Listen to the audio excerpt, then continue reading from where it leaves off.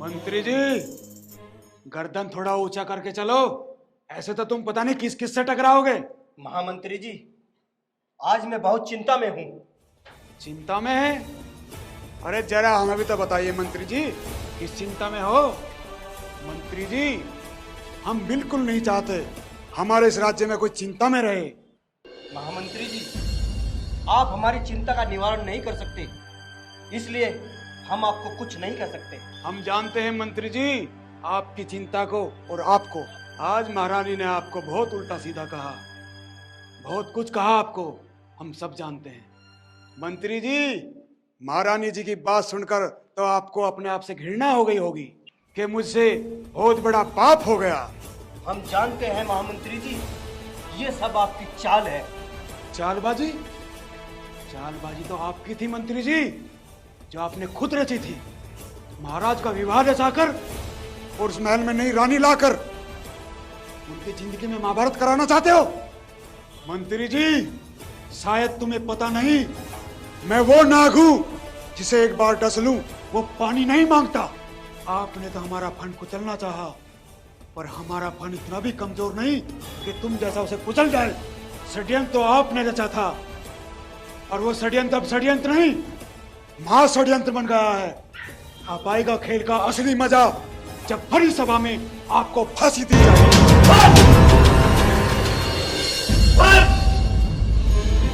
बस कीजिए महामंत्री जी, बहुत हो चुका। क्या हुआ मंत्री जी, गुस्सा आ गया? आपकी मौत बहुत नजदीक है। मंत्री जी, मरने से पहले मरने वाले की आखिरी इच्छा पूछी जाती है, पर लेकिन आपसे तो वो भी पूछी नहीं जाएगी, क्योंकि मैं तुम्हें इस लायक ही नहीं छोड़ूंगा। तुम्हारे रास्ते में इतने गहरे गहरे गड्ढे खोद दूंगा कि तुम्हें उसमें से निकलना बहुत भारी पड़ जाएगा। रहम की भीख मांगोगे, भीख। ये तो वक्त ही बताएगा महामंत्री।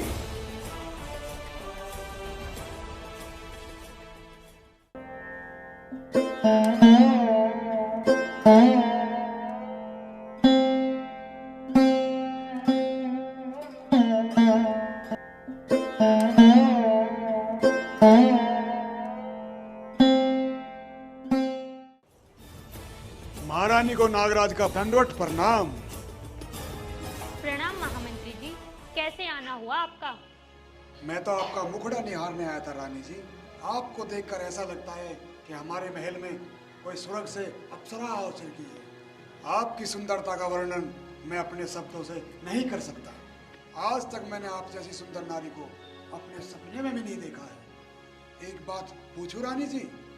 पूछिए महामंत्री जी। क्योंकि इतना वृद्ध पुरुष आपको किसी प्रकार का सुख न दे सके। महामंत्री जी, मैंने महाराज को नहीं, दौलत को देखा है। मैं समझ गया था, इतनी कम उम्र की लड़की ने दौलत के लिए फैसला किया होगा। अच्छा, आपने खुद ही अनुमान लगा लिया था? हाँ, जिस उद्देश्य को आप यहाँ लेकर आई हैं, आपका वो उद्देश्य ऐसे ही पूरा नहीं होगा।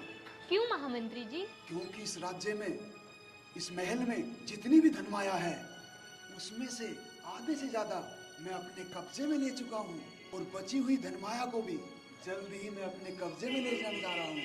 अब राजा टन गोपाल आने वाला है, उसके हाथ में कटोरा आने वाला है। ऐसा आपने कैसे कर लिया?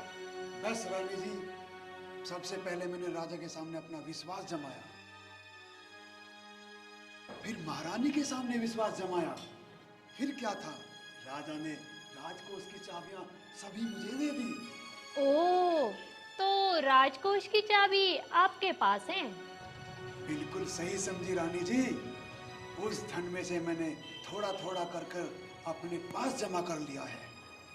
क्या राजा साहब आपसे किसी प्रकार का हिसाब नहीं मांगते? पूछते तो है रानी जी, मगर मैं अपनी चतुराई से सब समझा देता हूँ। कितना गरीबों में बांटा, कितना महल में खर्च किया।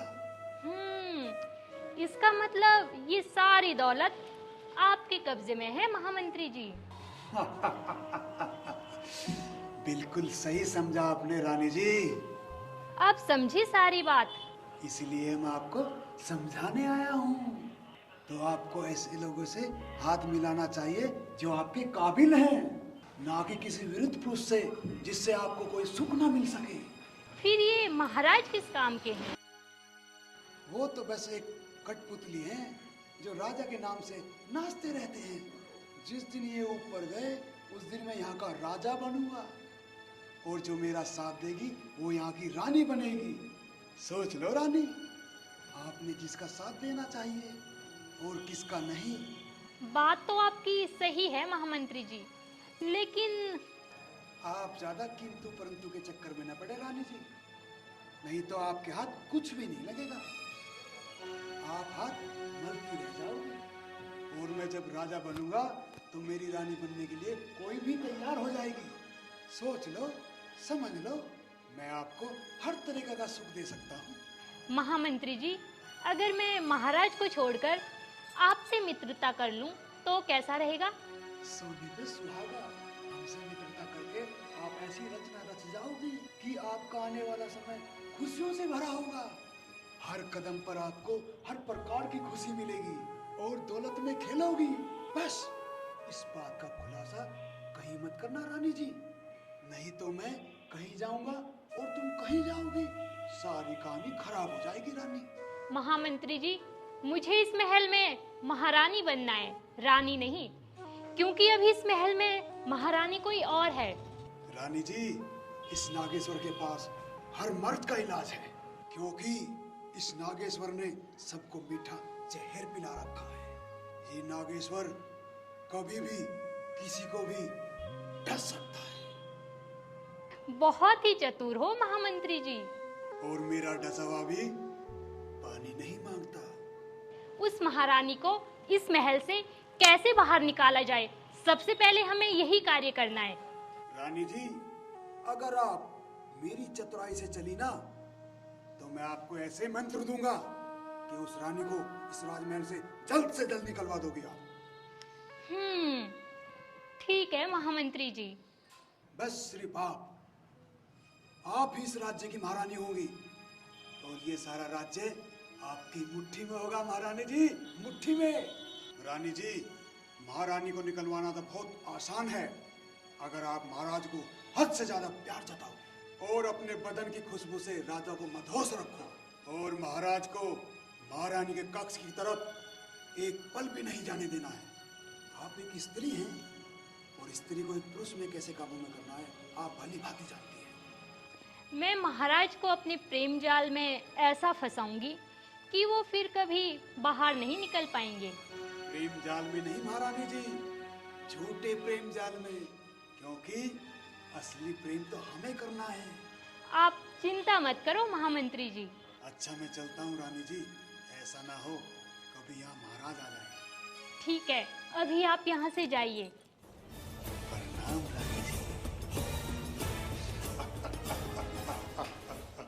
मुझे भी महामंत्री जी के जैसे ही साथी की जरूरत थी, जिसके पास दिमाग हो, दौलत हो और ताकत भी।